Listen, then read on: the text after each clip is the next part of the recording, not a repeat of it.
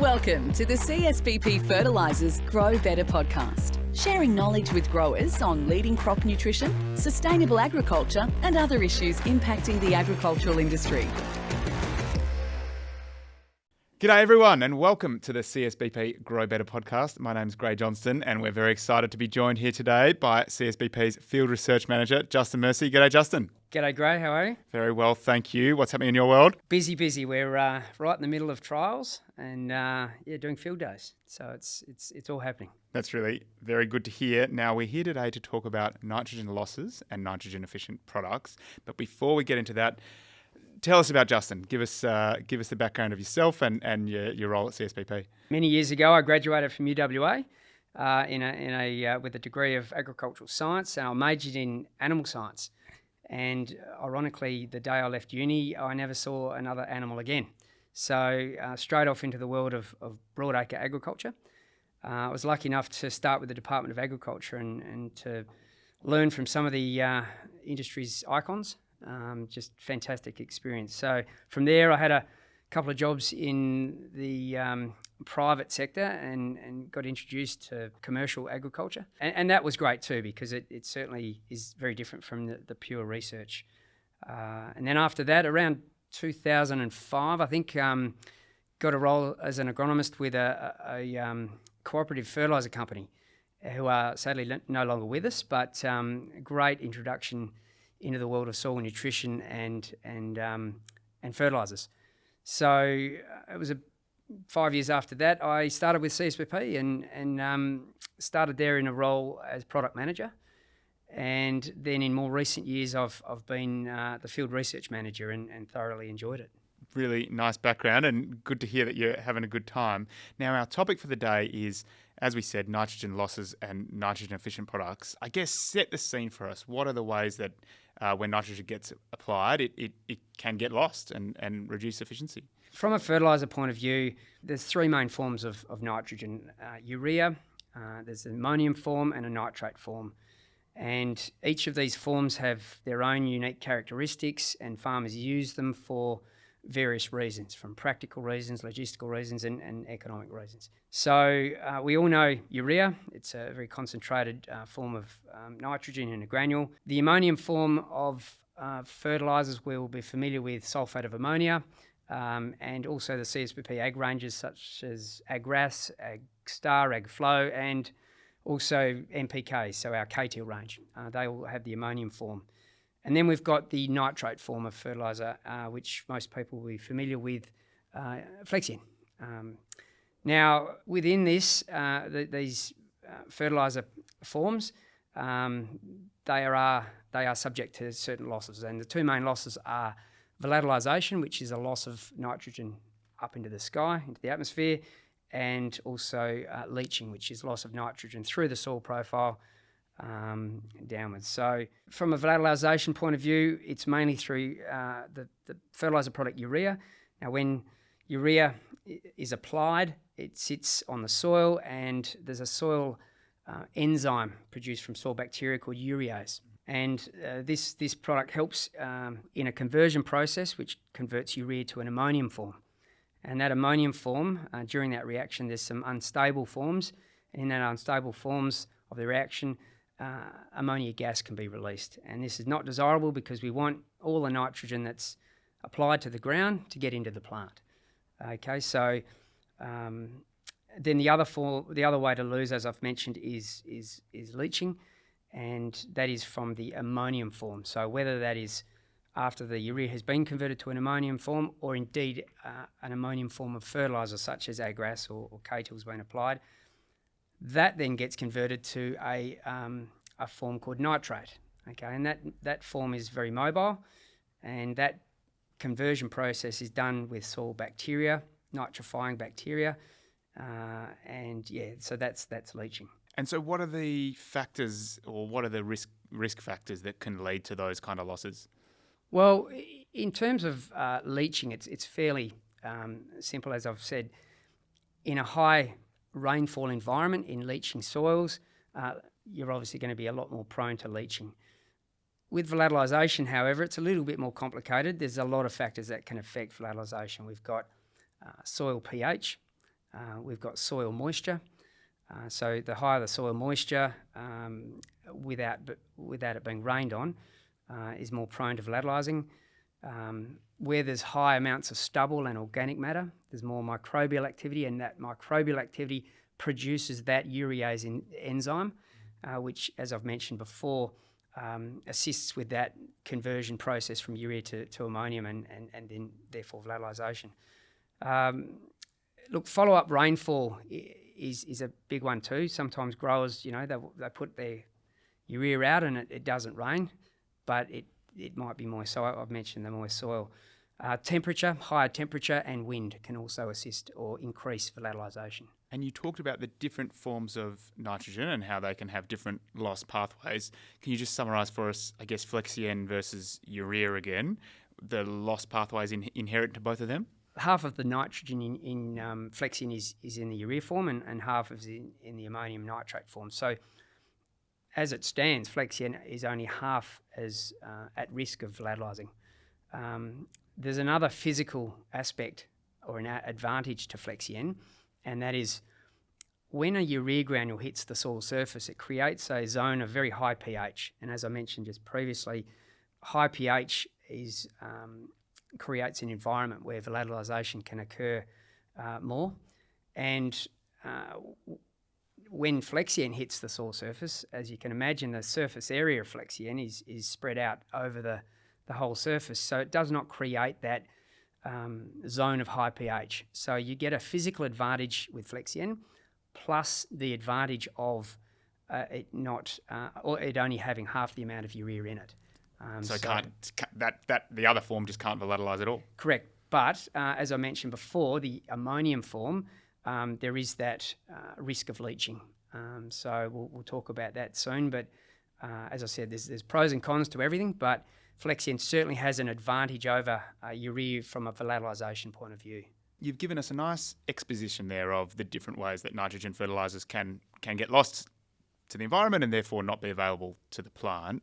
And you started to talk there a bit around how product selection is one, I guess, lever that a grower has to pull to address that. What are the other options or the other ways that growers can kind of address this nitrogen loss problem? So growers they're amazing in the way they overcome challenges. And when they apply urea to overcome the risk of volatilisation, the best option they've got to do is just go helter-skelter and try and get the urea out before a rain event. Now, there's a couple of problems with that.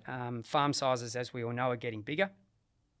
So to get over these large farm sizes, applying urea is incredibly difficult immediately before a rainfall event. And farmers are not Nostradamus. They can't always predict a rainfall event. So even if the weatherman says it's coming, quite often that rain cloud won't hit their farm, and they've put the urea on the paddock, and you can't take it back. So the urea granule is sitting on the paddock exposed. So they don't have a lot of tools in their toolbox to overcome this until now. Until now. Now. So what are you alluding to there, Justin? What's happening at CSBP? Look, we've been researching a lot of products over a number of years, nitrogen efficient products. Previous to more recent times, we've been focusing, I think, on the leaching side of things. There's products that we've been looking at that address or reduce the activity of these nitrosomonas bacteria, nitrifying bacteria in the soil that are responsible for converting it from the ammonium form to a nitrate form. And that basically keeps it in a more immobile form and stable. Okay. Now, yes, there are leaching environments in WA, but they're more positioned around the coast and on the sandy soils. And yes, they will always have that risk. But what we're finding with the changes in climatic conditions, these leaching events are not as common as they used to be. So the loss of nitrogen through volatilisation is poking its head up as being somewhat more of a risk. And so we've focused our attention on that. And these products that we're looking at are coating on urea, and they look to reduce the impact that these urease enzymes have in the soil, and therefore, I guess, control that process, converting it from a urea to an ammonium form, and reduce those nitrogen losses into the atmosphere. So it's a product, Urea Sustain, that growers will be able to purchase, and that will, well, as you just explained, reduce the risk of those volatilisation losses. Is that the way we should think about it? This unique product's got a ratio of products that address both leaching and volatilisation. So, the results that we've seen in the trials, and as I said, we've been looking at this particular product and its ingredients for about 2 or 3 years, and just got some really encouraging results. So this product works on the urease enzyme in the soil, plus also the nitrifying bacteria in the soil to reduce that. But I guess I'd like to make a point too that as exciting as this product is, personally I think it should be used in conjunction in a nitrogen efficient package, and trials in recent years have shown that banding Flexi-N and also increased rates of banding in Flexi-N are just being consistently the best performing treatments in our trials. So they are helping setting up healthy plants with bigger yield potentials. Now we recognise that urea is going to be a staple diet amongst farmers' fertiliser programs. So that's why we think that this Urea Sustain is a beautiful fit with the Flexi-N banding strategy in farmers' fertiliser programs. So that's why I'm excited about it, because every bit of fertiliser, and in this case nitrogen, that we put on the soil, up until now, the efficiencies probably hovers around the 50%. Now we need, as an industry, need to increase that. We need to increase that to 60 and 70%, and it's strategies like the banding of Flexi-N, but also like the coatings of this Urea Sustain that will help put more of the nitrogen that we apply actually into the plant and not get lost through the atmosphere or through the soil profile. So you talked a bit about our trials program and about some of the trials we've done and are continuing to do on the Urea Sustain products and these nitrogen efficient products. And you also talked about some efficiency improvement numbers that we might see or might like to see. Can you tell us a bit more about the program and also give us a sense of what type of efficiency improvement growers should see from these products?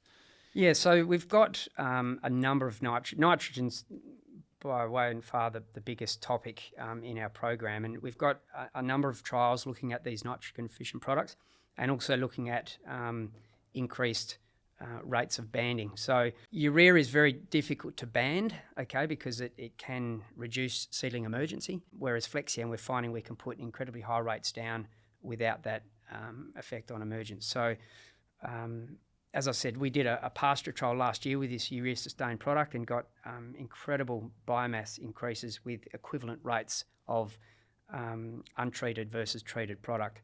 And we've got a nitrogen hub at Three Springs this year, Gray, and in that hub we're looking at topics of stubble, nitrogen efficient products, and also banding. We've recently just had a field day up there and a lot of interest was seen. Well, first of all, we highlighted the problem of high stubble burdens, and then there's natural flow of trial topic through to these Urea Sustain products. That's where the interest really perked up. And then the third trial was showing the superiority of higher rates of banded Flexi-N. So it was just a great story in that trial.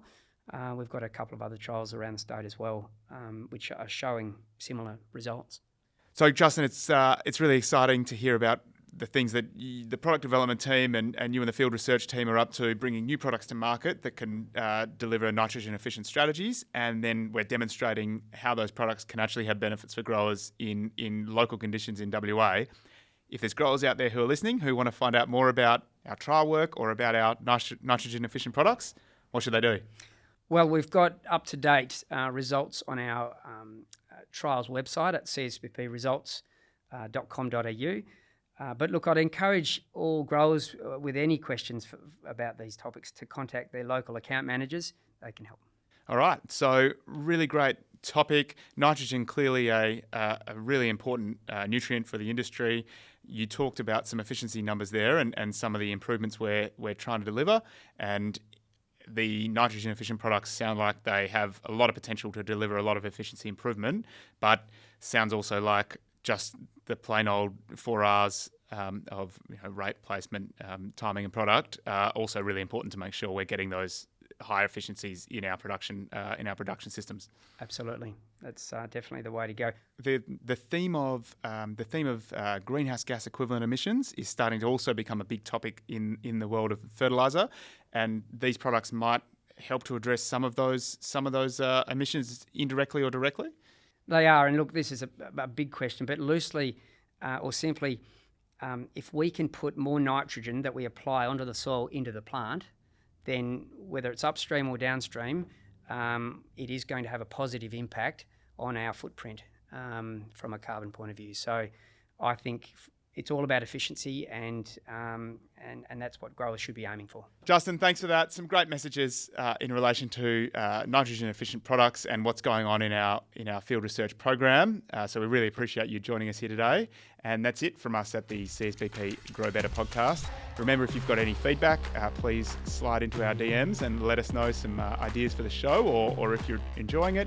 And remember to jump on our socials at CSBP Fertilisers and subscribe, rate and review the podcast. That's it. I've been Gray Johnston. I've been joined by Justin Mercy, Field Research Manager. Thanks, Justin. No worries, Gray. We've been the CSBP Grow Better podcast. Goodbye. Thanks for tuning into another episode of the CSBP Grow Better podcast. For more information about CSBP, please visit csbp-fertilisers.com.au or connect with us on social media at CSBP Fertilisers on Facebook, Twitter, Instagram and LinkedIn.